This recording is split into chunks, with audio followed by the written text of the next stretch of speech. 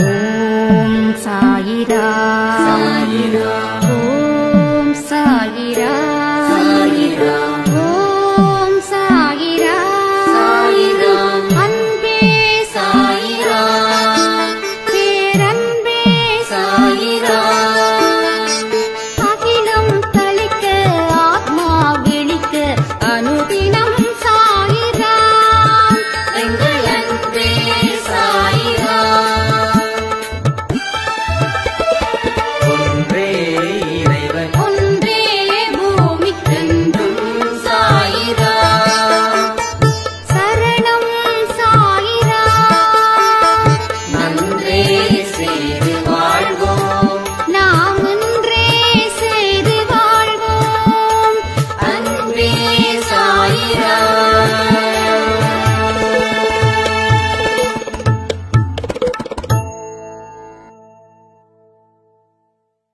சாயிரா. என் உயிரின் உயிரானவர்களே, ஒவ்வொரு நாள்லையும் நடக்கக்கூடிய நிகழ்வுகள், அது மூலமா கிடைக்கக்கூடிய இன்பமும் துன்பமும் சாயப்பாவால உருவாக்கப்பட்டது அப்படின்றத ஒரு சில விஷயங்கள் மூலமா நீங்க புரிஞ்சுக்கலாம். எந்த ஒரு மனுஷன் என்ன சொல்ல வராங்க அப்படின்றத பொறுமையா நிதானமா கேட்கிறவன் மட்டும்தான் ஜெயிக்க முடியும். பொறுமை இழந்தவன் எதுக்கும் பயன்பட மாட்டான். அது யாரா இருந்தாலும் சரி. காதுகளுக்கு தான் ஜாஸ்தி வேலை கொடுக்கணும், வாய்களுக்கு இல்லை. வாய்களுக்கு பூட்டு முக்கியம். ஆனா நாம காதுகளுக்கு பூட்டை போட்டுடுறோம், வாயில மட்டும்தான் நம்ம பேசிக்கிட்டே இருக்கோம். இதனாலதான் நிறைய மனுஷங்களோட வாழ்க்கை சொல்லிக்கிற அளவுக்கு மற்றவங்களால பேசப்படாமலே இருக்கு. மௌனத்துக்கு 1000 பலம் இருக்கு. நல்லா புரிஞ்சுக்கோங்க. என்னைக்கு உங்களோட வாய்க்கு நீங்க பூட்டு போடுறீங்களோ அன்னைக்கு மற்றவர்களால் நீங்கள் பேசப்படுவீர்கள். மற்றவங்க வாய்க்கு நீங்க செய்தி இல்லைன்னா நீங்க தான் பேசணும், நீங்க தான் கத்தணும். ஒரு தனி அறையில நீங்க என்ன கத்துனாலும் யாருக்காவது தெரியும். உங்களுக்கே பைத்தியம்தான் பிடிக்கும். கூட யாராவது ஒருத்தவங்க இருந்து பேசுனா கரெக்டு. சோ வாய்களுக்கு பூட்டு எங்க போச்சு? அதை பூட்டு போடுங்க. வாய்களுக்கு பூட்டுன்றது மிக மிக மிக அவசியம். அதுல மாற்று கருத்தே இல்லை. இதை நீங்க என்னைக்கு புரிஞ்சுக்கிறீங்களோ அன்னைக்கு வாழ்க்கையில ஜெயிப்பீங்க. எப்ப புரிஞ்சுக்க முடியும்? வாய்க்கு பூட்டு போட்டால் மட்டுமே. சொல்ல வந்ததை முழுசா கேட்கணும், நான் காது ஓபன் பண்ணணும். என்கிட்ட ஒரு சாயரம் பாதியில ஆடியோ கேட்டுட்டு என்கிட்ட சில கேள்விகள் கேட்கும்போது நான் சொன்னேன், என்னம்மா ஆடியோ ஃபுல்லாக கேட்டிங்களா? இல்லைண்ணா. ஏம்மா அந்த பதில் அதில் ஃபுல்லாகவே இருக்குது. இல்லைண்ணா. சரி ஓகேண்ணா, அந்த பதில் மட்டும் சொல்லுங்க. இவ்வளோ அவசரப்பட்டா நான் என்ன செய்ய முடியும்? எஸ்ஸா நோவா இதை மட்டும் சொல்லுங்க அப்படின்னா எஸ்ன்னு சொல்லிட்டு போறது விஷயம் இல்லை. அதை ஏன் எஸ்ன்னு நான் சொல்றேன், அதுக்கு பின்னாடி இருக்கக்கூடிய காரண காரியங்கள் என்ன? அப்போ நமக்கு பொறுமை இல்லை. பொறுமை இல்லாதவங்க வாழ்க்கையில ஜெயிக்கிறது ரொம்ப கஷ்டம். திரும்ப திரும்ப சொல்றேன். எந்த விஷயத்த பண்ணாலும் சரி, ஒரு புக்கையே படித்தாலும் சரி, இல்லை ஒரு மூவியே பார்த்தாலும் சரி, இல்லை இது மாதிரியான சில சொற்பொழிவுகளை கேட்டாலும் சரி, இல்லை உங்களுக்கு வாழ்க்கைக்கு தேவையான உங்கள் தொழிலில் ஒரு வச்சிருப்பீங்க இல்லையா, உங்கள் தொழில் வச்சிருப்பீங்க இல்லையா, அந்த தொழிலை பற்றி நீங்கள் ஸ்டடி பண்ணாலும் சரி, ஏன் அரையும் குறையுமா கற்றுக்குறீங்க? அப்படின்னு அவசரம் உங்களுக்கு. நம்ம வாழ்க்கையில் நிறைய இழந்துட்டோம். அப்போ இழந்துட்டோம் அப்படின்ற போது ஏன் மறுபடியும் அவசரப்பட்டு ஏன் மறத மேலும் மேலும் இழக்கணும்?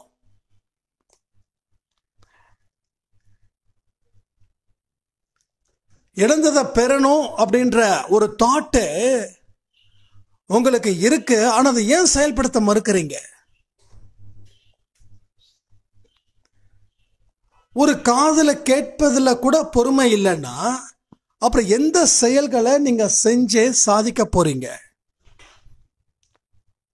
இதற்கு உண்டான பதில்களை எனக்கு நிச்சயமா நீங்க சொல்லணும். நீங்க சொல்லியே தீரணும். ஏன்னா அன்பே சாய் அப்படின்றது சும்மா ஒரு பேருக்காக ஏதோ ஒரு நாளைக்கு 2 ஆடியோ கொடுக்குறோம், 12 மணிக்கு ஒரு ஆடியோ, 8 மணிக்கு ஆடியோ, இதுக்காக இல்ல.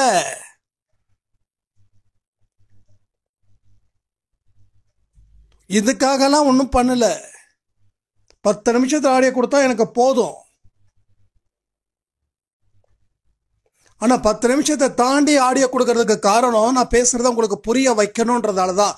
நான் 30 நிமிஷம் பேசினாதான் 10 நிமிஷமாவது உங்களுக்கு கேட்கும். 10 நிமிஷம் கேட்குற ஆடியோஸ்ல 1 நிமிஷம் கூட கேட்காது. அந்த நேரத்துக்கு தாளாட்டும், அதுக்கப்புறம் உங்களுக்கு படாத பாடுபடுத்தும். திரும்ப சொல்றேன், நீங்க என்னோட ஆடியோவை முழுசா கேட்கலன்னு சொல்லி நான் வருத்தப்படலைங்க. எல்லா விஷயத்தையும் ஒரு விஷயத்தை ஆரம்பிச்சீங்கன்னா அதை முழுக்க முடிச்சுட்டு அதுக்கப்புறமா மற்ற வேலை பாருங்கன்னு நான் சொல்றேன்.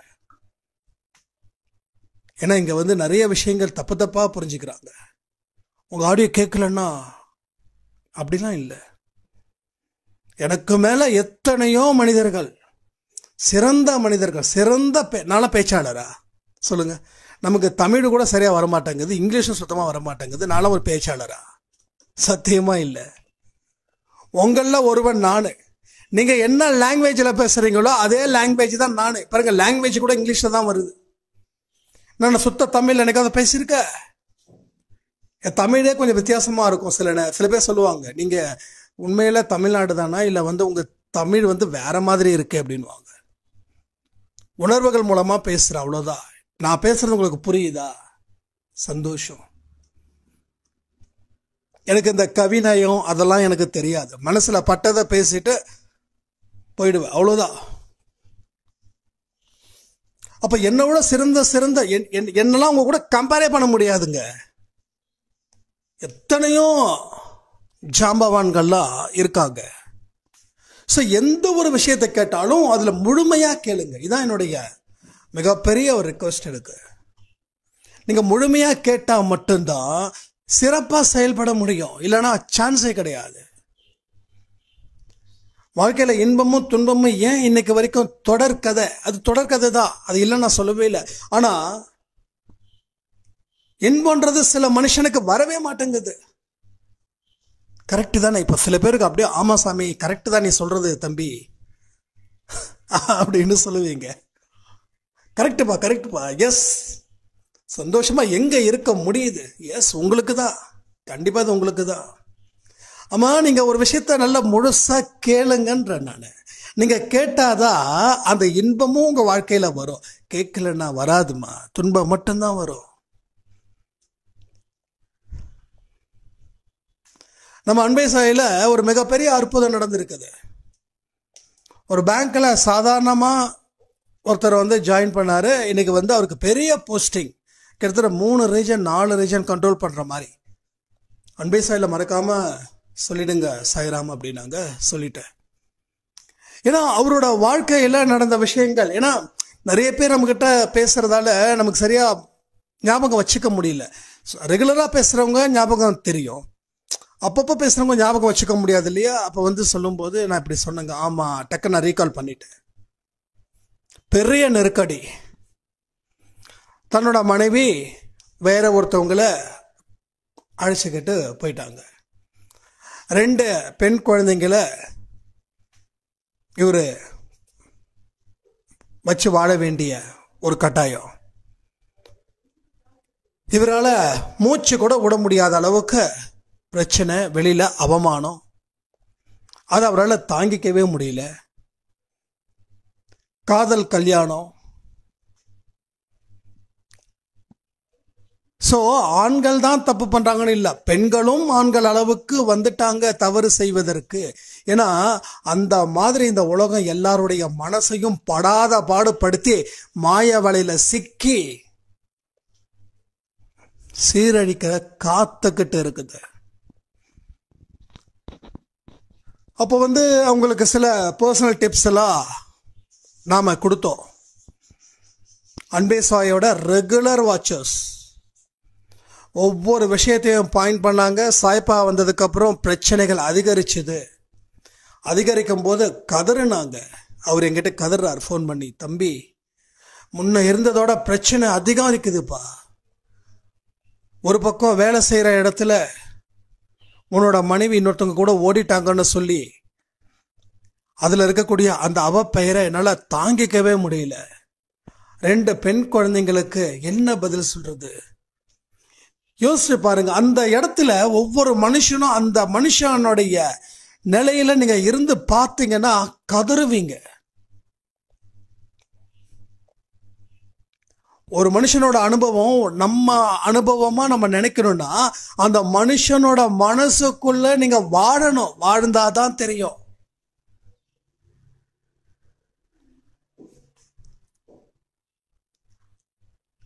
அப்ப இவரு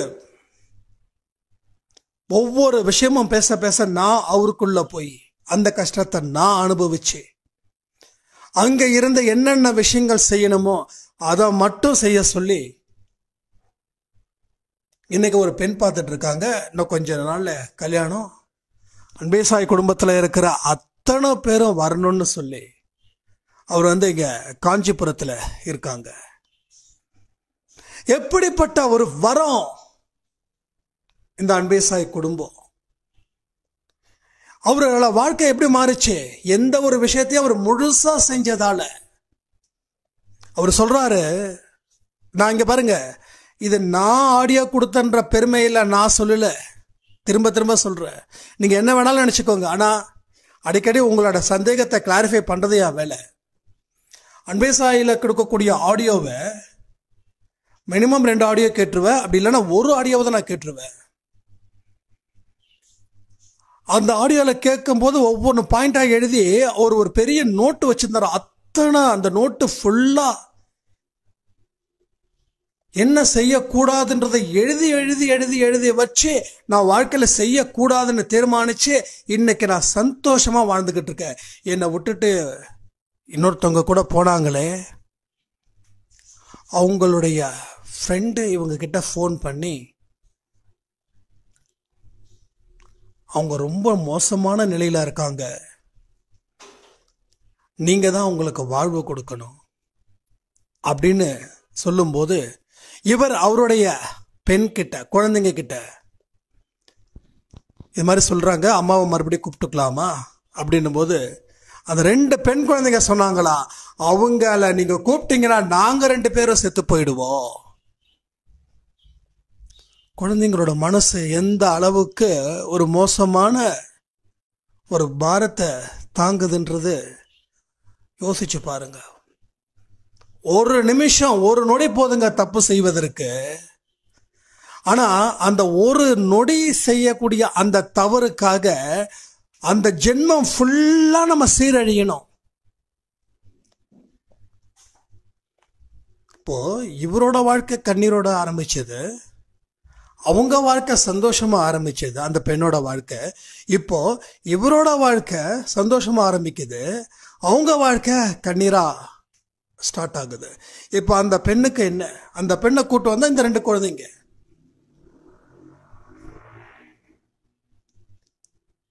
இதெல்லாம் யோசிச்சு பார்க்கும்போது எவ்வளோ ஒரு குடும்பம், எப்படிப்பட்ட குடும்பம்.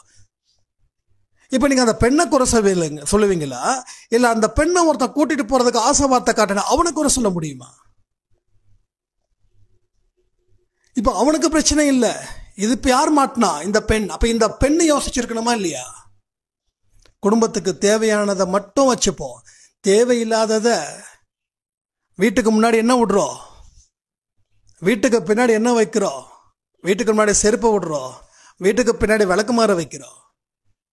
செருப்பையோ விளக்கமாறையோ ஹால்லையோ பூஜை ரூம்லையோ வைக்கல, அது அங்கங்க இருக்கணும். அங்கங்க இருந்தாதான் அதுல மூலமா ஆபத்து இல்லாம இருக்கும். அதை எடுத்து நடு வீட்டுல வச்சுக்கிட்டோன்னா ஆபத்து காத்துக்கிட்டு இருக்குதுன்னு அர்த்தம். வாழ்க்கைன்றது ஒரு பாடங்க, அன்பேசான்றது ஒரு லெசன். இங்க கவர்ச்சிகரமா பேசிட்டு கைத்தட்டுதல் வாங்குவதற்காக வரல, உண்மையான விஷயத்தை பேசி புரிய வைக்கிறதுக்கு முயற்சிகள் நான் செஞ்சுக்கிட்டே இருக்கேன்.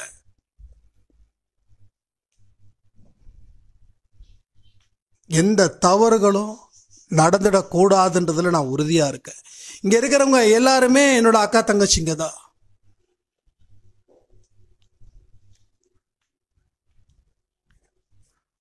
இதெல்லாம் நீங்க ஆரம்பத்துல இருந்தே இதெல்லாம் கிள்ளி எரிஞ்சிடுங்க. விஷத்தை வளர்க்காதீங்க. விஷத்தை சாப்பிடக்கூடாது. விஷம் கொட்டிடணும். வயிற்றுக்குள்ள இல்ல, வெளியில.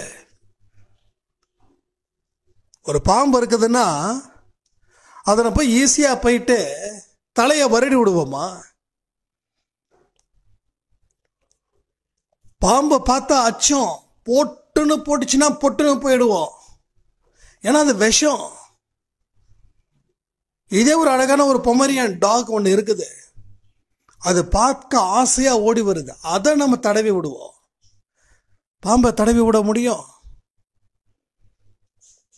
இதெல்லாம் யோசிச்சு பார்க்கணும்ல. அப்ப எதை ஏத்துக்கணும், எதை ஏத்துக்க கூடாது? ஆனா பாம்பை தடவி விட்டுட்டு இருக்கோம், பாம்பை வளர்த்துக்கிட்டு இருக்கோம். என் பாம்பு ஒன்றும் செய்யாதுன்னு அது என்னைக்காவது வெறி ஏறிடுச்சுன்னா போட்டு தாக்கிட்டோம். திருச்சியில ஸ்ரீரங்கம்னு நினைக்கிறேன் கோயில்ல, அந்த டைம்ல நான் திருச்சியில பிரதரோட வீட்டில் ஒரு 2 நாள் ஸ்டே பண்றேன். நான், அம்மா, அப்பா, விச்சு எல்லாம் போயிட்டேன். அப்ப அந்த நியூஸ் பார்க்குற யானை பாகன அந்த யானை போட்டு படாத சித்திரவதை பண்ணி பார்த்துருப்பீங்கன்னு நினைக்கிறேன். நிறைய பேர் திருச்சியில் இருக்கிறவங்களுக்கு எல்லாருக்கும் நல்லாவே தெரியும். அதை பற்றி தெரிஞ்சவங்க கமெண்ட்ல கமெண்ட் பண்ணுங்க, ஏன்னா மற்றவங்களுக்கு தெரியட்டும். ஏன்னா விலங்கு என்னைக்கு விலங்கோட இதை எப்போ வேணாலும் காட்டும். இன்னைக்கு காட்டலன்றதுக்காக என்னைக்கே காட்டாதுன்னா சொல்ல முடியாது. அதுங்களோட குணம் அப்படிதான். மதம் பிடிச்சிடுச்சு, யானைக்கு அடிச்சு பிரிச்சு மேய்ஞ்சிடுச்சு. மதம் தெளிஞ்சதுக்கு அப்புறம் அந்த யானை சரியா சாப்பிடக்கூட இல்லையா. பாகனுக்கும் யானைக்கும் இருக்கக்கூடிய பாசம் சொல்லவே முடியாத அளவுக்கு இருக்கும். யோசிச்சு பாருங்க. நம்மளுக்கும் அந்த மதம் பிடிச்சிடக்கூடாது. மதம் பிடிச்சா இப்படிதான் நம்ம சீரழிச்சுப்போம் வாழ்க்கைய. மதம் பிடிக்காத அளவுல நம்ம மனசை பார்த்துக்கணும். மன பாதுகாப்பு ரொம்ப ரொம்ப ரொம்ப முக்கியம். சாய்ராம் சேனல் இன்னைக்கு நம்ம மனசை பாதுகாக்கிறத பத்தி ஒரு சாய்ராம் கேட்டதுக்கு கேள்வி Q&A அதுல வரும். எவ்ரிடே 3 மணிக்கு மதியம் Q&A இருந்துச்சுன்னா, இல்லைன்னா இல்லை. கேள்விகள் கேட்டாங்கன்னா அதுக்கு பதில்கள் வரும். ரொம்ப ஷார்ட்டான ஒரு 5 நிமிஷம்குள்ள பண்ற மாதிரி நம்ம ட்ரை பண்ணலாம். அப்போ ஒவ்வொரு மனுஷனுக்கும் மதம் பிடிச்சிருக்கு. அதான் பேசிக்கிட்டே இருக்கா, வாய்க்கு பூட்டு போட மறுக்கிறா. நான் பேசுறேன்னா என்னை எல்லாரும் ஏமாத்திடுவாங்க, நீ பேசுனாதான் உன்னை ஏமாத்துவாங்க. ஏன்னா நீ அதிகமா பேசும்போது உன் பலகீனத்தையும் சொல்ற. அடுத்தவனுக்கு ரொம்ப சிறப்பாயிடுச்சு உன்னை வச்சு ஏமாத்த, உன் தலையை மொட்டை அடிச்சு உனக்கு சந்தனம் பூசி உட்கார வச்சிருவாங்க. பேச்சை குறைங்க. உங்க ரகசியங்கள் அத்தனையும் வெளியில தெரியுது. உங்க பலகீனங்கள் அத்தனையும் நீங்க வெளிப்படையா எல்லாருக்கிட்டையும் சொல்றீங்க. பலகீனத்தை ஒரு மனுஷன் சொன்னா என்ன ஆகும்? முடிஞ்சிடுச்சு. மூடி வச்ச கையும் பூட்டுன வாயும் என்னைக்கு இருக்குதோ அன்னைக்கு உன் மதிப்பு அதிகரிக்கும். நீ அமைதியா இருக்கன்னா நீ ஏதோ ஒன்று சிந்திக்கிறன்னு அர்த்தம். நீ பேசிக்கிட்டு இருக்கன்னா நீ என்ன சிந்திக்கிற அதை சொல்லிட்டு இருக்கன்னு அர்த்தம். அது ஏன் நமக்கு புரியுதா உங்களுக்கு? 4 பேர் இருக்காங்க, நீ அமைதியா இருக்கன்னா நீ ஏதோ சிந்திக்கிற. மற்றவங்க பேசுறத கேட்டு நீ ஏதோ ஒன்று பண்றதுக்கு ரெடி ஆகிட்டு இருக்க. அது இன்னைக்கும் பண்ணுவ, நாளைக்கும் பண்ணுவ, இல்ல அடுத்த வருஷமும் பண்ணுவ. ஆனா பேச நீ பேசுறது எதுவுமே சிந்திக்கல. நீ சிந்திச்சது அத்தனை நீங்க உளறிட்டு இருக்க. உளருன்னு உளர்ற. வெறுவாயை மெல்றதுன்னு சொல்றாங்கல்ல, அது மாதிரி இந்த மாடு இருக்கே, மாடு நல்லா மேய்ஞ்சுக்கிட்டு வரும். ஏன்னா மாடு பத்தி நல்லாவே தெரியும். ஏன்னா கிராமத்துல ஒரு 5 வருஷம் இருந்ததால மாட்டு மேல அவ்வளோ பாசம் எனக்கு இருக்கும் எப்பயுமே. இந்த மாட்டுக்கறி சாப்பிட்றவங்களாம் பார்த்தா ரொம்ப கஷ்டமா இருக்கும். மாடுங்க, நம்ம கோழி சாப்பிட்ற அவங்க மாடு சாப்பிட்றாங்க. ஆனா நம்ம அன்பும் பாசமும் வச்சிருக்கக்கூடிய ஒரு விலங்க அடுத்தவங்க அது மாமிசத்துக்காக பயன்படுத்துறாங்கன்னும் போது அது தாங்க முடியாது. சில யூடியூப்ல எல்லாம் பார்த்துருக்க, இந்த மாடெல்லாம் ஒன்னா ஒரு வேன்ல கட்டி ஏதோ ஒரு ஊருக்கு கொண்டு போய் அங்கெல்லாம் மாமிசமாகிறது அப்படின்னு ரொம்ப கஷ்டமா இருக்கும். கண்ணீர் விடுவேன் நான். அந்த மாடு என்ன பண்ணும், நல்லா மேய்ஞ்சிக்கிட்டே இருக்கும். எல்லாருக்கும் தெரியும் மாடு, நான் வந்து புதுசாக சொல்ல வேண்டியதில்லை, எல்லாருக்கும் தெரியும். அதுக்கப்புறம் என்ன பண்ணும், வீட்டுக்கு வந்துடும். நம்ம வீட்டில் கிராமத்தில் இருக்கிற மாடு அதுவாக போவோம், மேய்ஞ்சிட்டு அதுவாக வீட்டுக்கு வந்து 5 மணி 6 மணி வீட்டுக்கு வந்து நேராக தாத்தா வந்து இந்த கழனி தண்ணின்னு சொல்லுவாங்க, கழனி தண்ணி தான் நினைக்கிறேன் அது பேர், அது வந்து வச்சுருப்பாங்க. நல்லா ஒரு திவ்யமாக குடிச்சிட்டு ஒரு ஓரமாக படுத்துக்கிட்டு அங்கே இருந்து மெதுவாக அப்படியே வந்து தொண்டையில் இருந்து ப்ரெஷர் கொடுக்கும். சாப்பிட்டது வரும், மறுபடியும் சாப்பிடும். ஸோ இந்த ஒட்டகம் இதெல்லாம் இப்படி தான் சொல்லுவாங்க, அது ஒரு நேச்சுரல்ஸ். ஓகே, மாட்டுக்கு ஓகே, ஒட்டகத்துக்கு ஓகே, மனுஷன் ஏன் அதை பண்ணிட்டு இருக்கா? என்ன பண்ணீங்கன்னு கேட்குறீங்களா? தொடர்ந்து ஏன் ஒரு விஷயத்த வந்து பேசிக்கிட்டே இருக்கீங்க? மாடு அசை போடுறதும் மனுஷன் தொடர்ந்து தேவையில்லாதது பேசுறதும் ஒன்று. மாட்டோட இயல்புன்றது வேற, மனுஷன் இயல்புன்றது. ஏன் மனுஷன் மாடா இருக்கான்? இங்க இன்னும் சில பேர் சொல்லுவாங்க, நான் மாடாட்டம் உழைக்கிறேன், ஆனா என் வாழ்க்கையில ஜெயிக்கல. மாடாட்டம் யாரு உழைக்க சொன்னா? நீ மனுஷன் ஐயா, நீ மனுஷன் மாதிரி உழ. மாடுக்கு அறிவு இல்லை, 6வது அறிவு இல்லை. ஆனா மனுஷனுக்கு 6வது அறிவு இருக்குது. நீ மனுஷன் மாதிரி ஓத, நீ மாடு மாதிரிலாம் உழைச்சி ஒன்றும் பண்ண வேண்டாம், நீ மனுஷன் மாதிரி ஓட. நீ நல்லா உழ, உன்னோட உழைப்பதில் கவனத்தை வையு, அறிவை செலுத்து.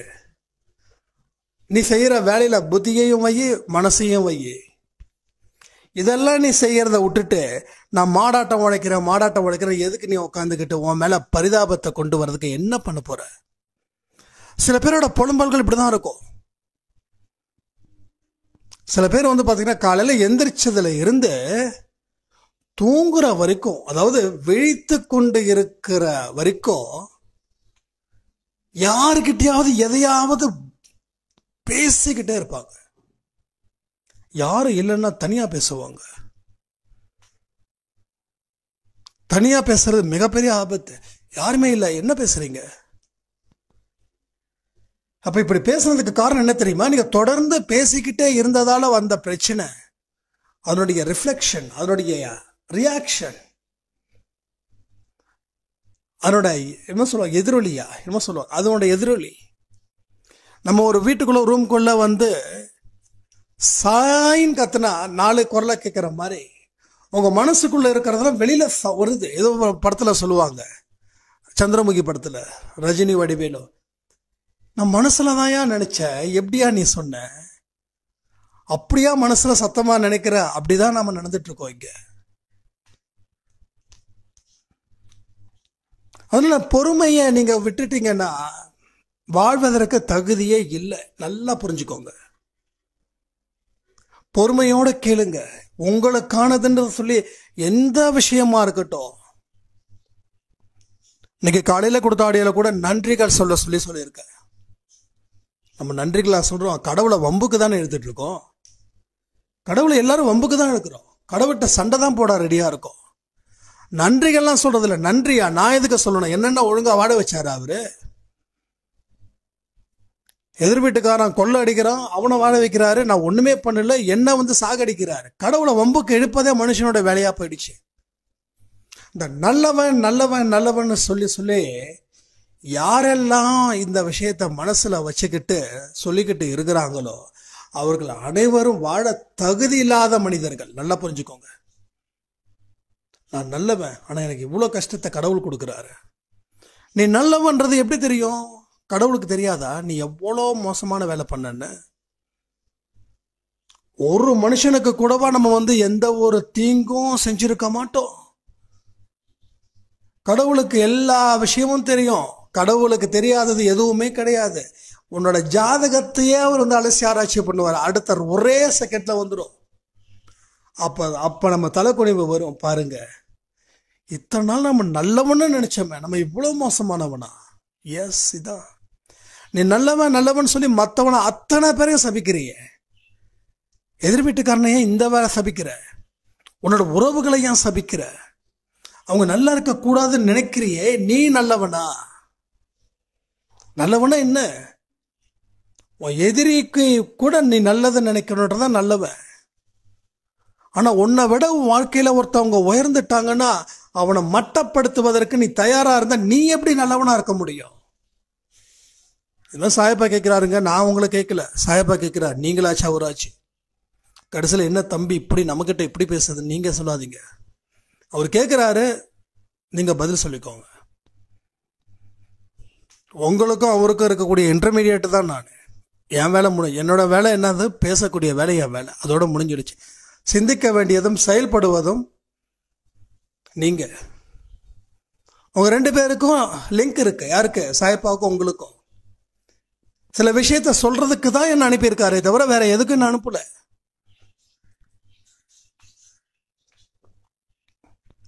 நல்லவர்களோட மனசு நல்லதையே நினைக்கும். நல்லவர்களோட மனசு அடுத்தவங்களை வாழ வைக்கும். நல்லவர்கள் என்னைக்கும் எப்பயும் நன்றி சொல்ல கடமைப்பட்டவர்களாகவே இருப்பார்கள். நமக்கு மேல ஒருத்தன் நம்மளை கேவலமா பேசிட்டான், அதிகாரத்தோட பேசிட்டான்னா நாம் அவனை திருப்பி கொடுக்க பலவிதமான முயற்சிகள் செய்கிறோம். இந்த முயற்சிகள் யாரும் செய்ய சொன்னாங்க? ஒருத்தவங்க உங்களை ரொம்ப கேவலப்படுத்துற மாதிரி பேசிட்டாங்கன்னு வச்சுக்கோங்க, நீங்க அதை எப்படி எடுத்துக்கிறீங்கிறத பொறுத்து தான் நீங்க நல்லவனா கெட்டவனா அப்படின்னு. என் வாழ்க்கையில் இங்க சாயப்பா வந்ததுக்கு அப்புறமும் சரி, வந்ததுக்கு அப்புறம் சொல்றேன், அதுக்கு முன்னாடி பதிலுக்கு பதில் எப்படி எல்லாரும் பதிலுக்கு பதில் கொடுத்தாங்களோ அதை நான் சிறப்பாகவே கொடுத்தேன். அதுல குறைய வைக்கல. ஆனா இப்போ அவர் லைஃப்ல வந்ததுக்கு அப்புறம் யாராவது என்ன அதிகாரம் பண்ணாங்கன்னா கூட நான் அந்த இடத்த விட்டு வெளில வந்துடுறேன். அது ஃபீலே பண்றது இல்லை. அதுக்கு அப்புறமா கிட்டத்தட்ட ஒரு 4-5 பேர் சாயப்பா இப்போ ரீசெண்டா இல்லை, இதெல்லாம் ஒரு 2 இயர்ஸ்க்கு முன்னாடி இருக்கும். அதுக்கப்புறம் அவர்களே சொல்றாங்க, அவங்க வாயாலே சாயப்பா சொல்ல வைக்கிறாரு, என்னன்னு தெரியல, நீங்க இப்படிலாம் நான் உங்ககிட்ட பேசுனதால நான் ஏதோ ஒரு அதிகாரத்தில் செயல்பட்ட மாதிரி ஒரு ஃபீல் ஆச்சு. இப்ப எனக்கே ஒரு குற்ற உணர்வா இருக்குதுன்னு அடுத்த 10-15 அதிகபட்சம் 1 மாசத்துக்குள்ள சொன்னவங்க ஜாஸ்தி. இப்ப நான் பதிலுக்கு பதில் கொடுத்திருந்தேன்னா நான் தான் முட்டாள். நான் பதிலுக்கு கொடுக்கல, என் வாயை பூட்டு போட்டுட்டேன். அப்போ எனக்கு பதிலா போரிட்டது யாரு? இப்ப ஏதோ ஒரு விஷயம் நடந்திருக்குது. விஷயம் நடக்காம இங்க எந்த ஒரு விஷயமும் நடக்கல. இப்ப என்ன அவமானப்படுத்துறது, என்ன ஒருத்தவங்க வேணும்னு அவமானப்படுத்துறாங்க அப்படின்னா நான் அவங்களுக்கு பதில் சொல்லி இருந்தா எனக்காக யாரும் யுத்தம் பண்ணியிருக்க மாட்டாங்க. நான் பதில் சொல்லல, என் வேலைகளை நான் பார்த்தேன். அவங்கள கண்டிக்கவும் இல்லை, அவங்க மேல வருத்தப்படவும் இல்லை. அவங்கள வேணும்னு சொல்லல, அவங்கள வேண்டான்னு சொல்லல. அந்த நிலையில என் மனசை நான் வச்சுக்கிட்டதால, புரிஞ்சுக்கோங்க, அந்த மனநிலையில சரிசமமா வச்சுக்கிட்டதால அடுத்த 15-20 நாட்கள்ல அவங்க கிட்ட இருந்து எனக்கு ஃபோன் வருது. நான் இது மாதிரி ஏதாவது தப்பா பேசியிருந்தேன்னா சாரி, நான் ஏதோ ரொம்ப அதிகாரத்துல பேசின மாதிரி எனக்குள்ள ஒரு ஃபீலிங் வந்துகிட்டே இருந்தது. இரவும் பகலும் தூங்க முடியாத அளவுக்கு என் நிலைமை ரொம்ப மோசமாச்சு அப்படின்னு. இது கடவுள் மேல சத்தியம். நான் மறுபடியும் சொல்றேன், நான் பேசுறது அத்தனையும் உண்மைதான். ஏன்னா இது யாரும் சில பேர் நம்ப மாட்டாங்க. அப்படின்னா என்ன தெரியுமா, அப்படின்னா எங்களுக்கும் ஏன் இப்படிலாம் யாரும் ஃபோன் பண்ணல அப்படின்னு. ஏன்னா நீங்க திருப்பி பேசிட்டீங்க. எதுக்கு நம்ம ஆட்களை பேசுறோம்னா திருப்பி பேசலையேப்பா, மனசுல நினைச்சிங்கல்ல, மனசுல நினைக்கிறது ஒண்ணுதான், திருப்பி பேசுறது ஒண்ணுதான். புரியுதா உங்களுக்கு? அதான் சொல்றேன், மனசுதான் ரொம்ப முக்கியம்னு. இதை ஏன் நீங்க நம்ப மாட்டீங்கன்னா அதான் சொல்றேன், நீங்க நம்ப மாட்டீங்க. ஏன்னா என் வாழ்க்கையில என்ன நிறைய பேர் அவமானப்படுத்தினாங்க. ஒருத்தவங்க கூட ஒரு சாரி கூட கேட்கல அப்படின்னு எல்லாருக்கும் அந்த தாட் வருது இல்ல, அது சந்தேகம். ஏன்னா இங்க ஒருத்தவங்களுக்கு வந்தா பரவாயில்ல, நிறைய பேருக்கு வருது. அப்போ நம்ம என்ன நினைப்போம், நான் தான் பேசலையே. சரி, மனசுல நினைச்சிங்களா இல்லையா? கமெண்ட் பண்ணுங்க. நான் பேசலப்பா, ஆனா மனசுல நினைச்சேன். எஸ், நீங்க மனசுல நினைக்கிறது ஒண்ணுதான், பேசுறதும் ஒண்ணுதான். பைபிள்ல ரொம்ப எக்ஸ்ட்ரீமான ஒரு வேர்டு, சான்ஸே கிடையாதுங்க. அது வந்து அந்த ஒரு வார்த்தைகள் ஸ்கூல்ல படிக்கும்போது அந்த வார்த்தைகளை என் மனசுல இருந்ததால தான் நான் இந்த விஷயத்துல நான் ரொம்ப ரொம்ப ஒழுக்கமா இருந்தேன். பெண்கள் விஷயத்துல நான் ரொம்ப ஒழுக்கமா, ரொம்ப கேர்ஃபுல்லா இருப்பேன். நான் கொஞ்சம் கூட அல்ல தடம் மாறிடக்கூடாதுன்றது ரொம்ப தெளிவா இருந்தேன். அது இன்னைக்கு வரைக்கும் பாதுகாக்கிறேன். இன்னைக்கு வரைக்கும் அதை வந்து பெரிய அளவில் பாதுகாக்கிறேன். ஏன்னா இந்த காம உணர்வுகள் ஒரு மனுஷனுக்கு இருந்துருச்சுன்னா அவன் வாழ தகுதி இல்லாத மனுஷன் யாரா இருக்கட்டும். அந்த உணர்வுகள் வராத மாதிரி பார்த்துக்க வேண்டிய மிகப்பெரிய பொறுப்பு ஆண்களுக்கும் இருக்கு, பெண்களுக்கும் இருக்கு, 2 பேருக்கும் இருக்கு. எல்லாமே ஒரு அளவோட இருந்துட்டா பிரச்சனை இல்லை. அளவோட இருந்தாலும் கணவன் மனைவி கூடயும், மனைவி கணவன் கூடயும் தான் இருக்கணும். அதுக்கே அளவு இருக்கணும்னு சொல்றாங்க. அதை தாண்டின ஒரு விஷயங்கள் இருந்துச்சுன்னா அது ஆபத்துல போய் முடியும். ஏன்னா இங்க நிறைய பேரோட பிரச்சனைகளை ஆண்களும் பேசியிருக்கீங்க, பெண்களும் பேசியிருக்கீங்க. இதை வச்சுதான் நான் சொல்றேன். எல்லாமே இங்க வெளிப்படையதா. அப்போ பைபிள்ல ஒரு வார்த்தை என்ன சொல்லியிருக்குன்னா, பெண்கள் விஷயத்துல நான் என்னோட கான்செப்ட் பிரகாரம் நான் சொல்றேனே, திருடுறது கூட பிரச்சனை இல்லை. அதாவது கம்பேரிஷன், திருடுறது பிரச்சனை, தப்பு தான். ஆனா திருடுறவன் கூட ஒரு நாள்ல வந்து ஓகே நல்ல வாழ்க்கைக்கு வாழலாம். ஆனா மோகத்தால அழியக்கூடாதுன்னு நான் நினைக்கிறேன். திருடுறது தப்பு தான், திருடுறது வந்து நான் சப்போர்ட் பண்ண நினைச்சுக்க வேண்டாம், எல்லாமே தவறுதான். ஆனா ஒரு பெண்கள் விஷயத்துல இவன் ரொம்ப வீக்கு, இவன் பலகீனம், அந்த பேரை மட்டும் என்னைக்கும் எந்த காரணத்தை கொண்டும் அதை எடுத்துடக்கூடாது. ஏன்னா விஸ்வாமித்திரரே, ஓகேவா, புரிஞ்சுக்கோங்க, இப்படிலாம் நிறைய விஷயங்கள் நடந்திருக்கு நம்ம சரித்திரத்துல. நம்ம கதைகளா மட்டும் பார்க்க கூடாது, அதுல இருக்கக்கூடிய கான்செப்ட். அப்ப பைபிள்ல ஒரு வார்த்தை ஒண்ணு சொல்லி இருக்கு, ஒரு பெண்ணை நீ தப்பா பார்த்தனா, ஒரு பொண்ணை நீ தப்பா பார்த்தனா, நீ அந்த பெண்ணை, அதான் புரியுதா உங்களுக்கு? தப்பா பார்த்தாவே நம்ம ஐம்புலன்களும் வேலை செய்தா. அப்ப நீ தப்பானவன். நான் பார்த்தது தப்பா அப்படின்னா எஸ், உனக்கு பிரச்சனையே அங்கேருந்தா ஸ்டார்ட் ஆகுது. நீ ஏன் தப்பா பார்த்த? நீ ஏன் தப்பா பார்த்த? கூட பிறந்தவங்கள பார்த்துருப்பியா? அப்ப ஏன் தப்பா பார்த்த? பைபிள் அழகான வார்த்தைகள். யாராவது அந்த, எனக்கு அது ஃபுல்லா சொல்ல தெரியல, யாராவது அந்த பைபிள் வாசகம், அந்த ஒரு வாசகம் யாருக்காவது தெரிஞ்சிச்சுன்னா அதை தயவு செய்து அதை வந்து கமெண்ட் பண்ணுங்க. ஒரு பெண்ணை இச்சையா பார்த்தா அது மிகப்பெரிய பாவம். அப்ப நம்ம மனசுல ஒருத்தவங்களை வந்து திட்டணும்னு நினைச்சாவே அதுவே பெரிய பாவம். அந்த எண்ணம் உனக்கு ஏன் வந்துச்சு? வந்ததால சாயப்பா உனக்கு வந்து போராடல, உனக்காக யுத்தத்தை ரெடி பண்ணல. நீ பேசாம உன் வேலையை பார்த்திருக்க வேண்டியதானே. எதுக்கு அவங்கள நோண்ட ஆரம்பிச்ச? அவங்க நல்லா இருக்க கூடாது ஏன் நினைச்ச? அவங்க இப்படி பண்ணிட்டாங்கன்னு சொல்லி ஏன் வருத்தப்பட்ட? அவங்களுக்கு தாண்டி ஒரு விஷயத்த செய்யணும்னு ஏன் நீ முடிவு பண்ண? நீ செய்யலனாலும் உன் மனசு, உன் புத்தி என்னைக்கோ அதை செஞ்சிடுச்சு. என்னைக்கோ நீ அவனை அழிக்கணும்னு நினைச்ச, அதனால நான் யுத்தம் பண்ணல.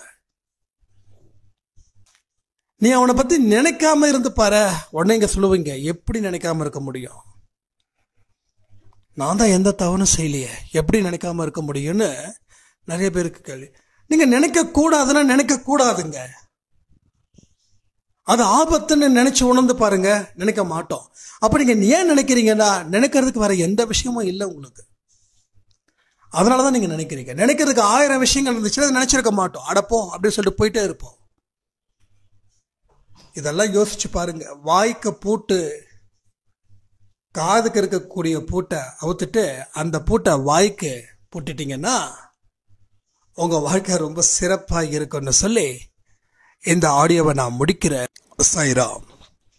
என் உயிரின் உயிரானவர்களே, இங்க நிறைய பேருக்கு வாழ்க்கையில வெற்றி பெறுவது அப்படின்ற ஒரு குறிக்கோளோட நாம இந்த உலகத்துல வாழ்ந்துகிட்டு இருக்கோம்.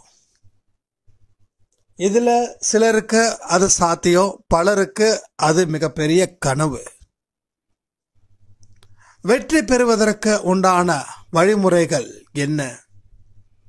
அது சாயப்பாவோட உதவியோட துணையோட அதை எப்படி 100% நாம தக்க வச்சுக்கலாம்.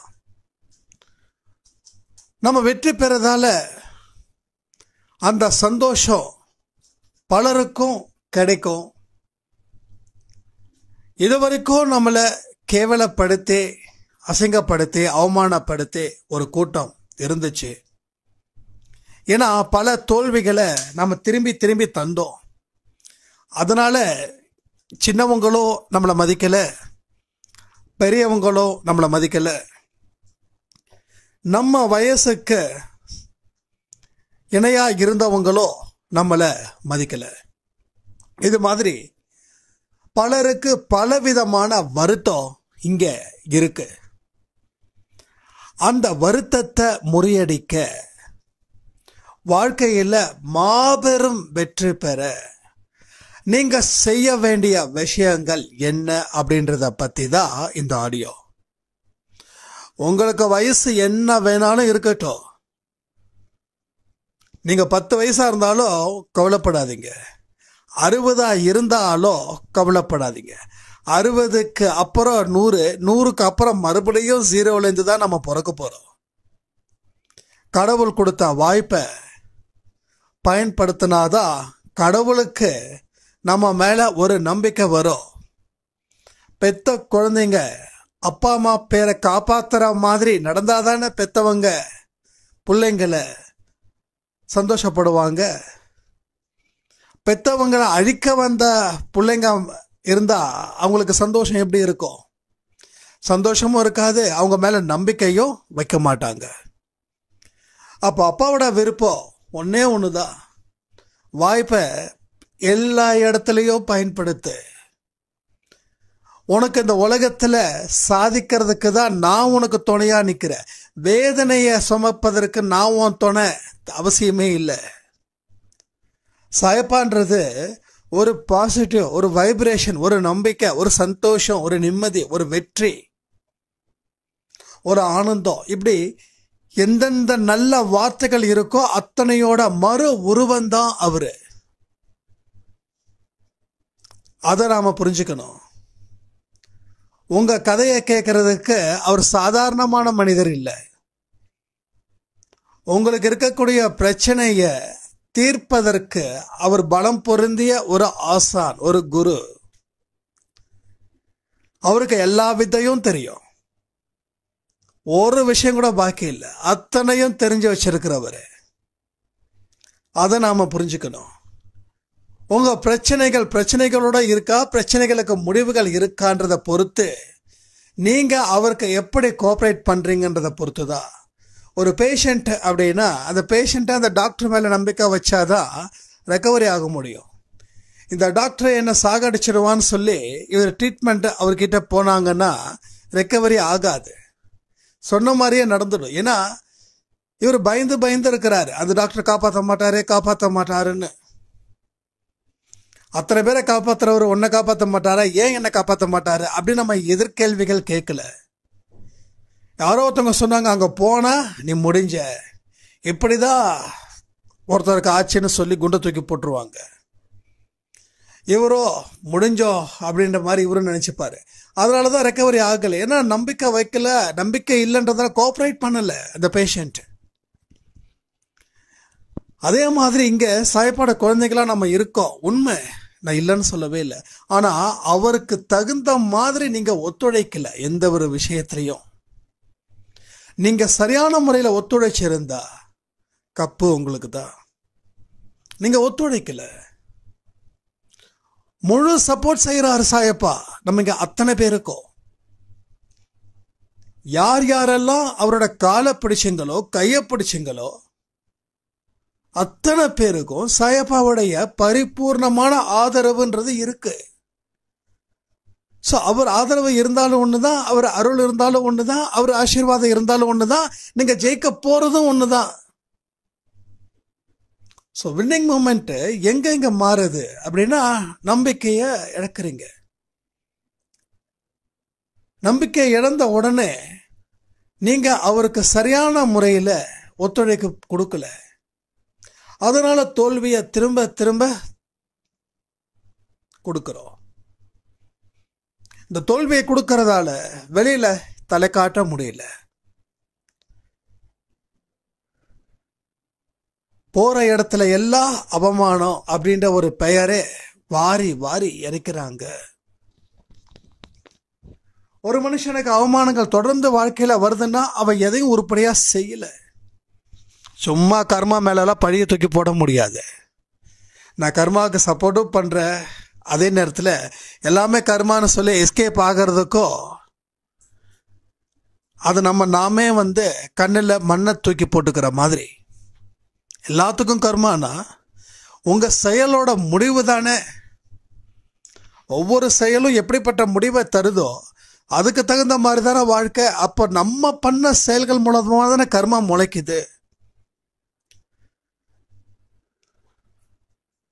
நம்மளோட வாழ்க்கை எப்படிப்பட்டது, எப்படி வாழ்ந்துக்கிட்டு இருக்கோம், இதெல்லாம் பொறுத்து தான் மறுஜென்மம். ஒவ்வொருத்தவங்களோட வாழ்க்கையிலே இந்த மறுஜென்மம் எப்படி இருக்குதுன்றத தெரிஞ்சுக்கலாம். அப்போ நீங்கள் ஓயாம உழைக்கணும். எதை வச்சு? நல்லதை நினைச்சு உழைக்கணும். அவமானத்தை பொருட்படுத்தாம உழைக்கணும். பலனை எதிர்பார்க்காம உழைக்கணும். சுயநலம் பார்க்காம இருக்கணும். மற்ற மனிதர்களுக்கு அன்பானவர்களா இருக்கணும், இரக்கமானவர்களா இருக்கணும். இது நிறைய சொல்லியாச்சு அன்பே சாயில. சொல்லிக்கிட்டே இருக்கிறதுக்கு நேரத்தை நான் கடக்க விரும்பல.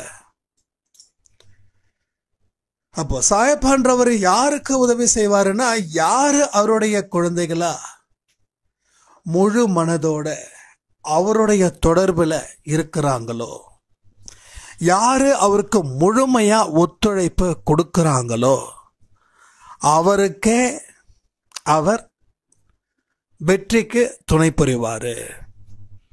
இதுல நம்ம நிறைய மறுக்கிறோம். இங்க எல்லாருக்கும் சாயப்பா மேல நம்பிக்கை இருக்கு, நான் இல்லைன்னு சொல்லல. இருக்கிறதால தான் இன்னைக்கு நம்ம வாழ்ந்துகிட்டு இருக்கோம். ஆனா அந்த நம்பிக்கைக்கு ஒரு சில சந்தேகங்கள் உங்க மனசுக்குள்ள எழுந்துகிட்டே இருக்கு. அந்த சந்தேகங்களை நிவர்த்தி செஞ்சிட்டீங்கன்னா அடுத்தது உங்க உழைக்கிற பயணம் தொடரும். உழைக்க ஆரம்பிச்சிட்டீங்கன்னா வெற்றிகள் பெறலாம். நம்ம எல்லா ஆடியோலையும் ஒரு விஷயத்த சொல்லிட்டு இருக்கோம், உழைக்காம எதுவும் இல்லை.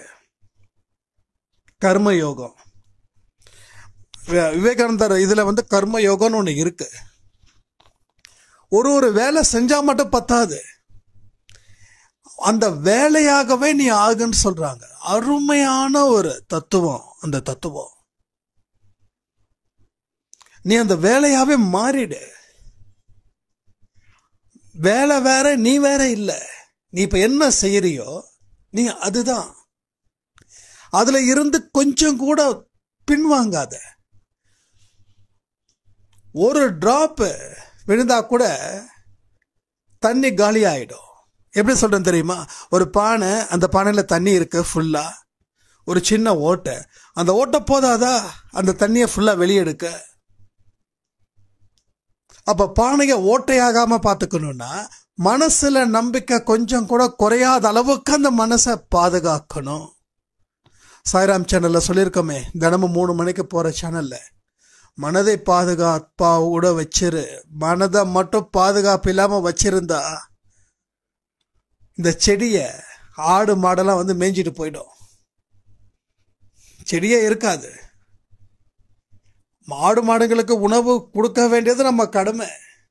ஆனா அந்த செடி, அந்த உயிர் அது எடுக்கிற அளவுக்கு அந்த மாடு யமனாயிடக்கூடாது. அதை நம்ம புரிஞ்சுக்கணும் இல்லையா? அப்போ மனதை செம்மையாக வச்சுக்கணும், சிறப்பாக வச்சுக்கணும், ரொம்ப அழுத்தமாக வச்சுக்கணும். எந்தெந்த விஷயங்கள் வரக்கூடாதுன்னு நம்ம நினைக்கிறோமோ அதை அழுத்தம் திருத்தமாக வச்சுக்கணும் அந்த மனதை. அப்படி வேலை செய்யும் போது நீ முழுசா அந்த வேலையா மாறிடு. நீ ஒரு டைலர் வேலை பார்க்குறியா, அந்த டைலர் துணியே நீ தான். அந்த துணி நீயா இருந்து உன்னை சரி பண்ற மாதிரி நீ நினைச்சுக்கோ. ஒன்ஸ் அது முடிஞ்சிடுச்சா வெளியில வந்துடு, உனக்கு அதுக்கு சம்மந்தம் இல்லை. இப்ப நீ என்ன செய்யற, சாப்பிட்றியா, அது நீ. இது கொஞ்சம் நான் எனக்கு புரிஞ்சுக்கிட்ட அளவுக்கு நான் உங்ககிட்ட சொல்றேன். ஆனா உங்களுக்கு அதை புரிஞ்சுக்கணும்னா நீங்க 10 தடவை அந்த தொழிலையோ நீங்க செய்யற தொழிலை கவனத்தோட செய்யும் போதுதான் அது உங்களுக்கு புரியும். சில பிராக்டிக்கலான விஷயத்தை நான் பேசும்போது அது நீங்களும் அதுக்கு கொஞ்சம் கோஆப்ரேட் பண்ணாதான் நான் சொல்லக்கூடிய விஷயங்கள் உங்களுக்கு நல்லபடியா நடக்கும். அப்ப வெற்றி யாருக்கு கிடைக்குது? யாரு தன்னை அந்த செயல்கள் மூலமா இணைத்துக் கொள்கிறார்களோ அவர்களுக்கு சாயப்பா வெற்றியை கொடுக்கிறாரு. நீ செயலை தள்ளி வச்சிட்ட அப்படின்னா வெற்றி இல்லை. உன்னோட செயலை ஏதோ வேண்டா வெறுப்பா பண்ணா வெற்றி இல்லை. நீ செயல்படும் போது கண்டதன்னு யோசிச்சுட்டு இருந்தா வெற்றி இல்லை.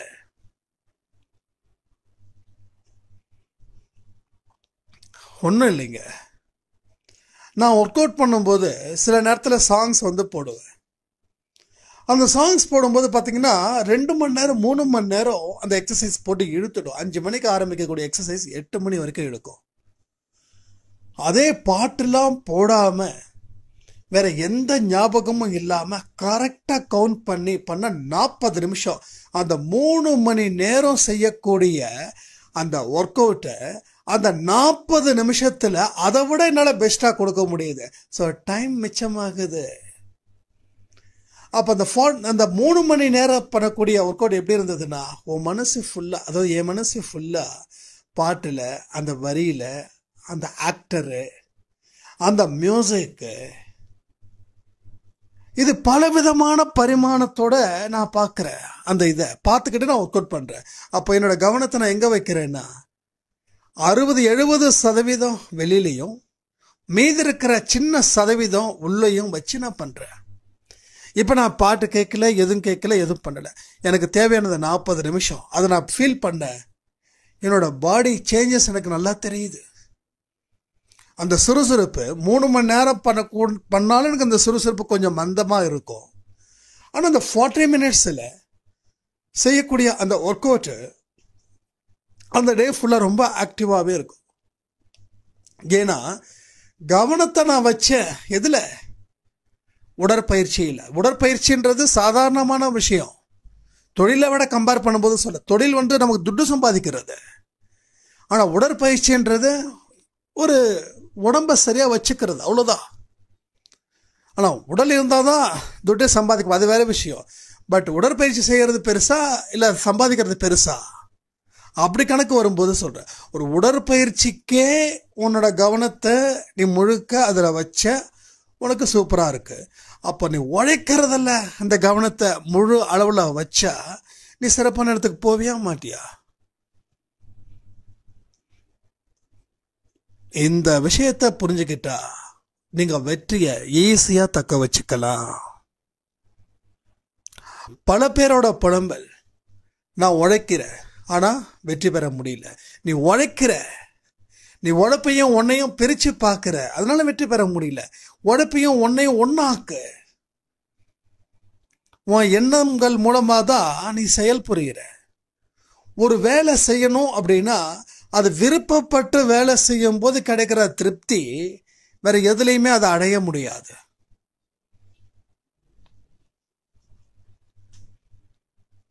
இங்க உழைக்கிறவங்க சிலர் மட்டும்தான் ஜாம்பவனா ஆகுறாங்க. பலர் ஆகலைன்னா அதுக்கு காரணம் இதுதான். வெற்றி பெறணும் அப்படின்னா இதுதான் வெற்றி. உன்னோட பொசிஷன் என்ன? ஓகே, ஒருவேளை ஒரு 60 வயசு ஆயிட்டோம், 70 வயசு ஆயிட்டோம், இப்போ எனக்கு என்ன பொசிஷன் அப்படின்னு சில பேர் கேட்கலாம். இப்போ கடவுள் எப்போ வேணாலும் உங்களை அழைக்கலாம். இன்னும் 1 வருஷத்தில் அழைக்கலாம், இன்னும் 10 வருஷத்தில் அழைக்கலாம், 20 வருஷத்தில் அழைக்கலாம். இந்த காலம் உங்களுக்கு பொன்னான காலம். அப்படி என்ன செய்ய முடியும்? கடவுளை தியானிக்கிற நேரம். உங்க வீட்டில் உங்க பசங்க எல்லாம் உங்களுக்கு சப்போர்ட் பண்றாங்க அப்படின்னா உங்களுக்கு உழைப்பங்க தேவையில்லைன்னா நோ ப்ராப்ளம். உழைக்க முடிஞ்சா உழைக்கலாம், உழைக்க முடியலன்னா பிரச்சனை இல்லை. நல்ல தியானங்கள் செய்யலாம், அப்பப்போ பிரார்த்தனைகள் செய்யலாம். நாட்டுக்காக, நாட்டு மக்களுக்காக, சொந்த பந்தங்களுக்காக நீங்க பிரார்த்தனை செஞ்சு பாருங்க. 1 ஹவருக்கு ஒரு தடவை பிரார்த்தனை செஞ்சு பாருங்க. எல்லா பெண் குழந்தைகளும் நல்லபடியா இருக்கணும், பாதுகாப்போட இருக்கணும். பிரார்த்தனை செய்யுங்க. நீங்க பிரார்த்தனை செய்யறதால பெண் குழந்தைகளுக்கு பாதுகாப்புன்றது ஆட்டோமேட்டிக்கா நடக்கும். இதெல்லாம் உண்மை. நான் இங்க பிரார்த்தனை செஞ்சா ஏதோ ஒரு குழந்தைக்கு அந்த பிரார்த்தனை போய் சேரும். எந்த குழந்தை எனக்கு பாதுகாப்போட இருக்கணும்னு நினைக்குதோ அந்த நேரத்தில் நான் செய்யக்கூடிய பிரார்த்தனை அந்த குழந்தையோட மனசுல போய் அந்த பாசிட்டிவ் எனர்ஜியை கொடுக்கும். நாம நினைச்சிட்டு இருக்கோம் பிரார்த்தனைன்றது சும்மா அப்படின்னு. பிரார்த்தனைன்றது மிகப்பெரிய வலிமை வாய்ந்தது. பிரார்த்தனையா வச்சுதான் மகாத்மா காந்தி சுதந்திரத்தை வாங்கி கொடுத்தாங்கன்னும் போது அந்த பிரார்த்தனையோட வலிமை தெரியாம நம்ம பேசிக்கிட்டு இருக்கோம். உங்களால எந்திரிக்க முடியல, நிக்க முடியல, நடக்க முடியல, கண்கள் எல்லாம் என்னால பார்க்கவே முடியல, காட்சிகள் தெரியல அப்படின்னா கூட உங்க மனது கண் மூலமா சாய்பாவை தரிசிச்சுக்கிட்டே இருங்க. சாய்பா கிட்ட பிரார்த்தனை செஞ்சுக்கிட்டே இருங்க. சாய்பாவோட நாமத்தை சொல்லிக்கிட்டே இருங்க. எல்லாரும் நல்லா இருக்கணும், நல்லா இருக்கணும், நல்லா இருக்கணும்னு சொல்லுங்க. இதெல்லாம் நீங்க சொல்லுங்க. இன்னும் 10 வருஷம் நீங்க கேரண்டியா வாழ்வீங்க, சந்தோஷமா வாழ்வீங்க, மன நிம்மதியோட வாழ்வீங்க, ஆரோக்கியத்தோட வாழ்வீங்க. எல்லாருக்கும் கடமைகள் இருக்கு. எனக்கே நாளைக்கு 80 ஆச்சுன்னா, 90 ஆச்சுன்னா, அப்ப என்னால என்ன செய்ய முடியுமோ அதை நான் சிறப்பா செய்வேன். உழைச்சுதான் செய்யணும்ன்றது கிடையாது. ஒரு 90 வயசு ஆயிடுச்சு, நான் படுத்த படுக்கையா ஆயிட்டேன் அப்படின்னா கூட அந்த நேரத்துல சாய்பாவோட நாமத்தை சொல்லலாம். அது சொல்றதுக்கு ஆட்கள் யாரும் தேவையில்லையே. நம்ம வாழ்க்கையில நடந்த சாய்பா நமக்கு மிராக்கிள்ஸ் பண்ணத அதையெல்லாம் நினைச்சு பார்க்கலாம். இப்ப நீங்க 40 வயசுல இருக்கீங்க, உங்களுக்கு 80 ஆகும், 90 ஆகும். அப்பெல்லாம் இதெல்லாம் நினைச்சு பாருங்க. இப்படி ஒருத்தர் பேசினாரு, இப்படி கமெண்ட் நம்ம பண்ணோம், இதெல்லாம் நினைக்க நினைக்க உங்களோட மனசுல ஒரு நம்பிக்கை பெருகும். 90 வயசானவங்க ஒன்று 9 வயசு ஆயிட முடியாது. ஆனா 90 வயசுலயும் உங்களால சிறப்பா உங்க மனதை போற்றி பாதுகாக்க முடியும். ஏன்னா மனது அப்படின்றது ஒரு பரிசுத்தம் வாய்ந்ததா இருக்கணும். அந்த இடத்துல பயம் இருக்கக்கூடாது, பதட்டம் இருக்கக்கூடாது. எங்க நம்மளை சீக்கிரமா மேல கூட்டுப்பாங்களோன்னு சொல்லி ஒரு படபடப்பு இருக்கக்கூடாது. எப்ப வேணாலும் கூப்பிடு, ஐ எம் ரெடி. என்னுடைய கடமையை இந்த பூமியில என்னால சிறப்பா எந்த அளவுக்கு செய்ய முடியுமோ செஞ்சிட்டேன்.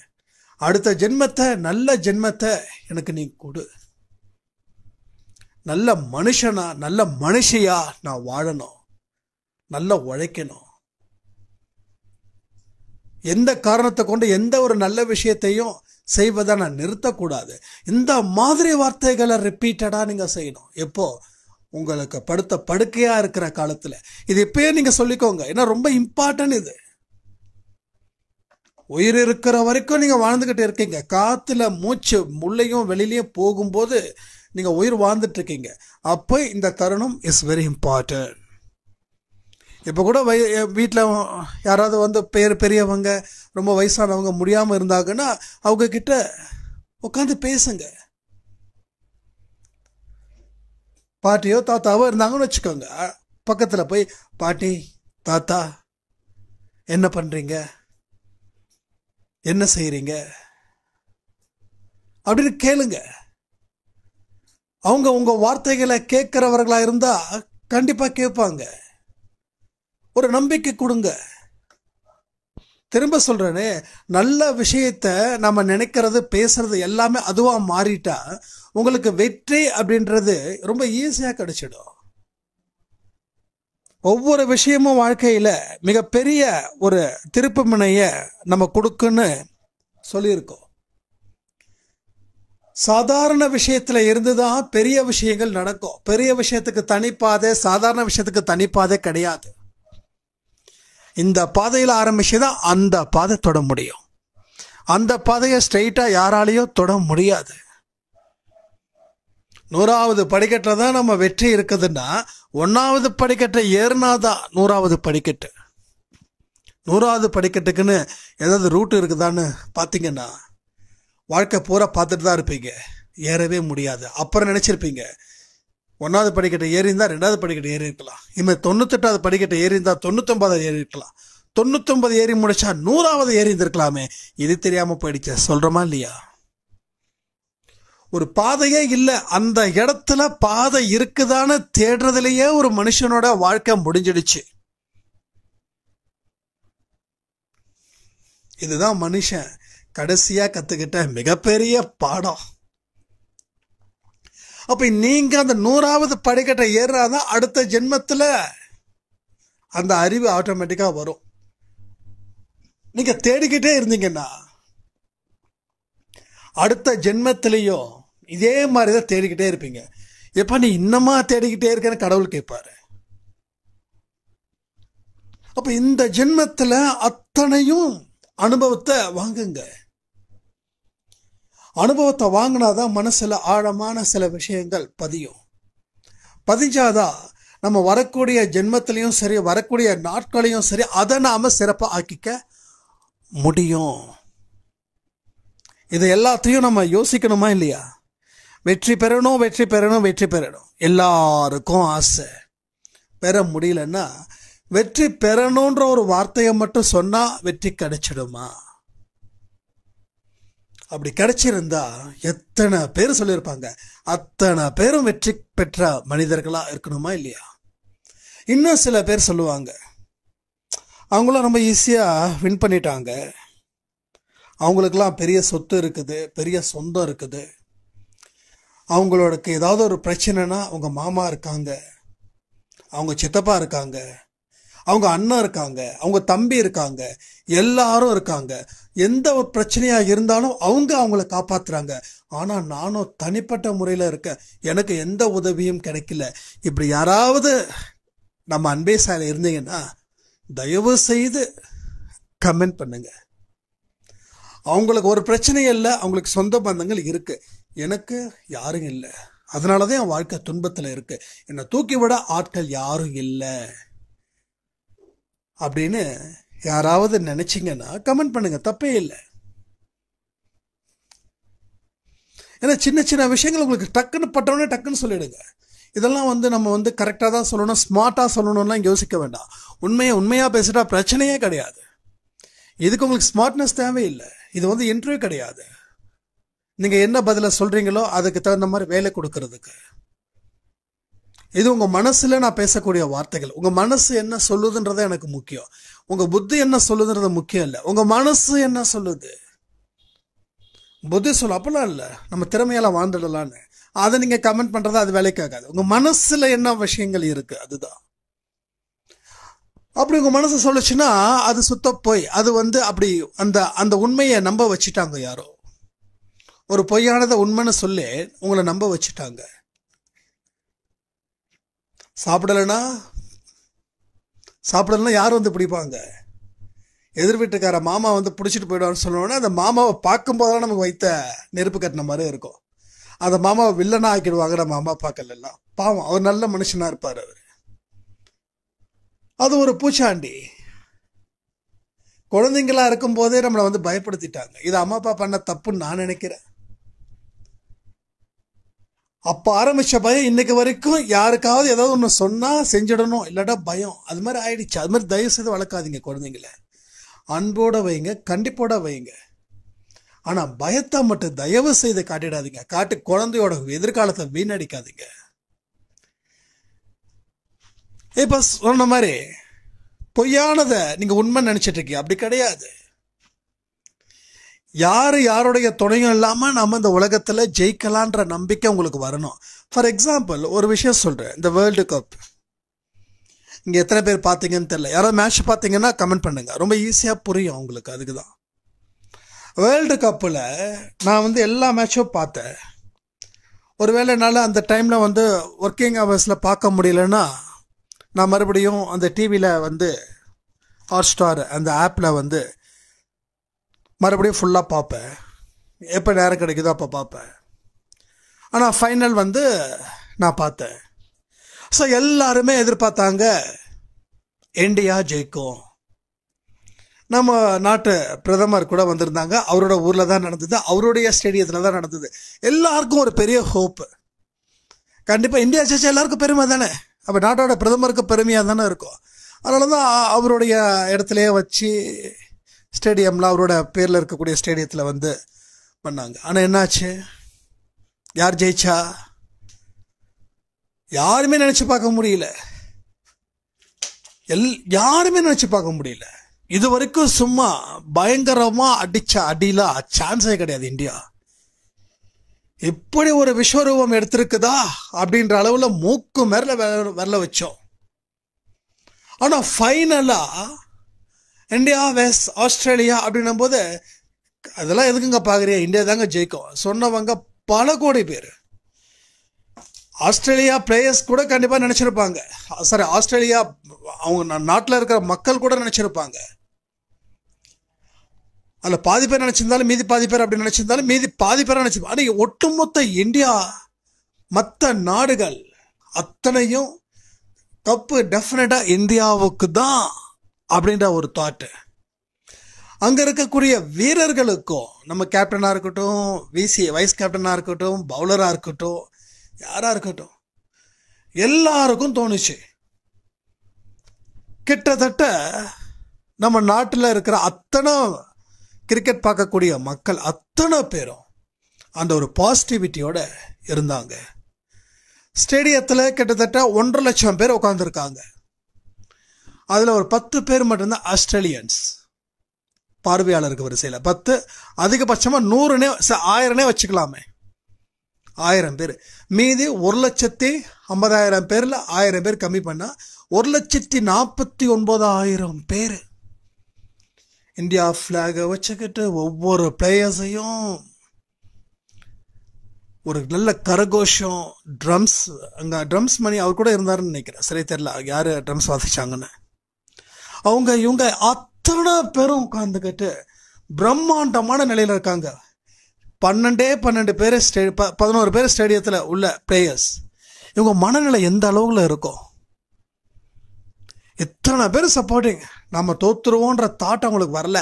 நாம ஜெயிச்சிடுவோம், இந்த சத்தத்தை நான் வந்து அமைதியாக்குவேன்னு அந்த கேப்டன் சொன்னது. யாரு? Australian captain.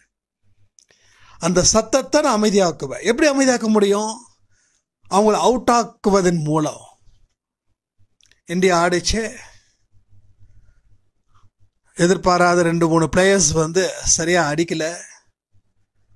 ரோஹித் மொத்தம் அடிச்சாங்க, விராட் அடிச்சாரு.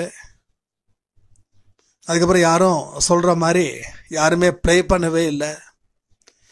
ரொம்ப 240, 249 அந்த ஸ்கோர்ல முடிஞ்சது. அதுக்கப்புறம் பவுலிங்கில் அப்போ கூட நிறைய பேர் சொன்னாங்க, பவுலிங்ல செமையா வந்துடலாங்க, ஜெயிச்சிடலாங்க. இது நல்லா கேட்டுக்கோங்க. இது எதுக்கு இவ்வளோ தூரம் பேசுறேன்னா, எல்லாத்துலேயும் ஆன்மீகம் இருக்கு. ஆன்மீகம் இல்லாத இடம்ன்றது எதுவுமே கிடையாது. அதனால தான் நான் சொல்றேன், இதை திரும்ப திரும்ப நீங்க கேட்கணும். அப்போ வந்து ஆஸ்திரேலியன்ஸ் வந்து ஆடுறாங்க. ஃபர்ஸ்ட் ஓவர்லேயே செகண்ட் ஓவர்லேயே ஒரு விக்கெட்டு, எல்லாரும் கரகோஷம் ஆ ஊ ஆ ஊன்னு. அடுத்த ஒரு விக்கெட்டு, அடுத்த 2 ஓவருக்குள்ள சான்ஸே கிடையாது. 100ல சுருட்டலாம் அப்படி ஏற்கனவே நம்ம சுருட்டி இருக்கோம்ல அந்த மேட்ச்ல 100 150 முடிச்சிருக்கோம். அந்த தாட் இன்னும் கான்ஃபிடன்ட் வந்துடுச்சு. அந்த ஸ்டேடியம் ஃபுல்லா ஒரே சவுண்டு, மழை சவுண்டு, பயங்கர சவுண்டு. இந்தியா வின் பண்ணிடுச்சு, வின்னு வின்னு வின்னு வின்னு அந்த வானளவுல அந்த சவுண்டு.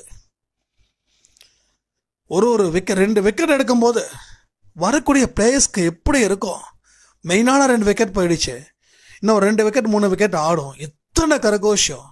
இவங்க மத்தியில் நம்ம ஆடணுமே சொல்லி ஆஸ்திரேலியன் பிளேயர்ஸுக்கு அந்த தைரியம் இயல்பாகவே எந்த மனுஷனுக்கும் இருக்காது.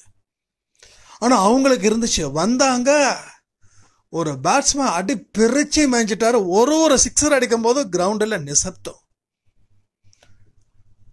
100 எடுக்கும்போது நான் ஒரு 8-10 பேரோட பார்த்துட்டு இருக்கேன் மேட்ச். நான் கை தட்டுனேன், மீதி 8 பேர் கை தட்டல. ஆஸ்திரேலியன் பிளேயர்ஸ் 100 எடுக்கும்போது 9 பேரோ 10 பேரோ உட்காந்து பார்த்துட்டு இருக்கோம். நான் மட்டும் எந்திரிச்சின்னு கை தட்டினேன். அவங்க என்னடா ஆஸ்திரேலியன் அடிக்கிறாங்க நீ கை தட்டுறியே அப்படின்னு கேட்க நான் சொன்னேன், எவ்வளோ ப்ரெஷர்லையும் தனியா நின்று எதிர்த்து போராடி ஜெயிச்சிருக்கிறது எவ்வளோ பெரிய விஷயம். அதையே உங்களுக்கு புரியல அப்படின்னு. இருந்தாலும் நம்ம இந்தியா நாட்டில் விளையாண்டு இந்தியாவில் ஜெயிக்கிறது பெரிய விஷயம் கிடையாது.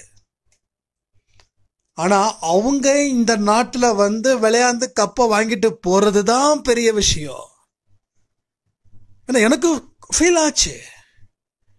ஏன்னா நம்ம சொந்த மண்ணு தோத்தடிச்சுன்னா விட்டுற முடியுமா? அதுக்காக திறமை இல்லைன்னா அவங்கள ஒத்துக்க முடியுமா? தனியா நின்று போராடி கிட்டத்தட்ட அந்த மேட்ச் ஃபுல் பால கூட எடுக்கல. ஐ திங்க் 10 ஓவருக்கு முன்னாடியே முடிச்சிட்டாங்கன்னு நினைக்கிறேன். வின் பண்ணாங்களா இல்லையா? ஸோ நம்ம திறமைன்றது ஒன்று இருக்கு, அதை மறக்காதீங்க. வெறும் சத்தத்தை வச்சு மட்டும் மயங்கிடாதீங்க. இதெல்லாம் ஒரு படிப்பினை நமக்கு கொடுத்தது, கடவுள் கொடுத்தது. ஒரு விஷயத்திலும் ஆராய்ச்சி பண்ணுங்க. எனக்கு ஒரு அசாத்தியமான விஷயம் அப்பதான் தோணுச்சு. நான் வாழ்க்கையில தோத்துட்டே இருக்கும்போது நான் யோசிச்சேன், நம்ம கூட நின்று கை தூக்கி உதவுறதுக்கு யாருமே இல்லை. நண்பர், சொந்தம் எல்லாம் தேட வேண்டியதா இருந்தது, எல்லாம் மறைஞ்சிட்டாங்க. இப்பயும் அவங்கள தப்பு சொல்லலை. ஏன்னா ஒவ்வொரு மனுஷனுக்கும் ஒவ்வொரு விதமான பிரச்சனைகள். என் பிரச்சனைகளை நீ பாருன்னு சொல்ற அளவுக்கு யாருக்கும் இல்லைங்க பாவம். அப்ப நான் யோசிச்சேன், இவருக்கெல்லாம் அவங்க இருக்காங்க, இவங்க இருக்காங்க, நமக்கு யாருமே இல்லை அப்படின்னு. அப்புறம்தான் வந்து சாய்ப்பா வந்ததுக்கப்புறம் யார் இருந்தா என்ன, யார் இல்லைன்னா என்ன, நம்ம சாய்ப்பா இருக்காரு, நமக்கு தொழில் இருக்குது, நமக்கு கடந்த கால அனுபவங்கள் பெரிய அளவில் இருக்கு அப்படின்னு எப்படி ஆஸ்திரேலியன் பிளேயர்ஸ் வந்து அந்த ஒரு நம்பிக்கையோட வந்து நின்று அடிச்சு அந்த கப்பை வாங்கிட்டு போனாங்களோ, அதே மாதிரி நானும் வந்து நம்பிக்கையோட நின்று விளையாண்டுக்கிட்டே இருக்கேன். விளையாட்டு இன்னும் முடியல. எப்போ என் உயிர் முடியுதோ அப்போ விளையாட்டு முடியும். So this is a fact. அப்போ யாருமே இல்லை, அவங்களுக்கு சப்போர்ட் பண்ணுறாங்க, அதெல்லாம் சும்மா இல்லை. ஜஸ்ட் லைக் தட் வந்து நம்மளோட தோல்வியை அடுத்தவன் மேலே தூக்கி போடுறதுக்கு சமம். எப்படி அந்த பிளேயர்ஸ் வந்து நின்று அடித்தாங்கன்றதை மட்டும் பாருங்கள். யாராவது மேட்ச் பார்க்கணுன்னா அந்த ஃபைனல் நிச்சயமாக பாருங்கள். நான் சொல்லக்கூடிய விஷயங்கள் எந்த அளவில் உங்கள் மனசில் கொண்டு போய் தொடுதுன்னா அது கொஞ்சம் விஸ்வலைஸாக பார்த்தா, அதாவது அதை காட்சியாக பார்த்தா அது உங்களுக்கு புரியும். உங்களுடைய அனுபவத்தையும் ஷேர் பண்ணுங்க. இந்தியா தோந்துருச்சுன்றத கவலை விட்டுட்டு ஆஸ்திரேலியன் ஜெயிச்சாங்க இல்லையா, அதை ஆராய்ச்சி பண்ணி பாருங்க. அப்போ நீங்கள் ஜெயிச்ச மாதிரியே இருக்கும். அங்கே நீங்கள் ஜெயிப்பதற்கு உண்டான ஒரு வழியாவது கொடுக்கும். ஸோ வெற்றின்றது இப்படிதான். 10 பேர் சேர்ந்து தூக்கி விடுறது வெற்றி கிடையாது. தனியா நின்று எதிர்த்து நின்று போராடி சாயப்பாவோட துணை கொண்டு முறியடிக்கிறது தான் வெற்றி. அந்த வெற்றியை உங்கள் வசத்தை வைத்துக் கொள்ள வேண்டும் என்றால் உங்க வாழ்க்கையோட வழிய பாதைய அத்தனையும் மாற்றி ஒரு நிலையான இடத்துக்கு நீங்க போகணும்னு சாயப்பாவோட விருப்பத்தை நீங்க நிறைவேற்றி கொடுத்தாதான் நீங்க சாயப்பாவோட குழந்தைங்கன்றத மறந்துடாதீங்க. ஸோ நல்ல அற்புதமான விஷயங்கள் நம்ம அன்பே சாயில தொடர்ந்து நடந்துக்கிட்டு தான் இருக்கும். எல்லாரும் ஒன்னா சேர்ந்து ஒரே மனதோட நாம அத்தனை பொறுப்புகளை உணர்ந்து நம்ம வாழ்க்கையில செயல்பட்டா எப்படி உலகக்கோப்பை நாம அவங்க வென்றார்களோ அதை விட வாழ்க்கைன்ற கோப்பைய நாம வெல்வோன்னு சொல்லி இந்த ஆடியோவை நான் முடிக்கிறேன். ஜெய் சாய்ராம்.